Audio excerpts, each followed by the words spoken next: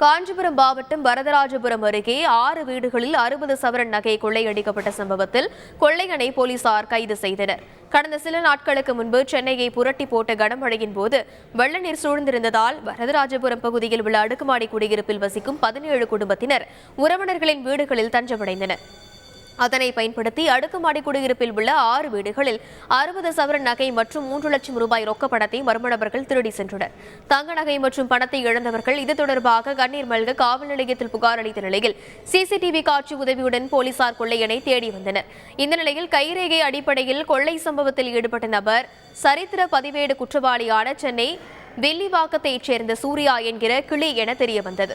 அதனைத் தொடர்ந்து சென்னை புறநகர் பகுதியில் தங்கியிருந்த சூர்யாவை தனிப்படை போலீசார் கையும் களவுமாக கைது செய்த நிலையில் அவரிடம் இருந்து 15 சவரன் நகைகளை பறிமுதல் செய்தனர்.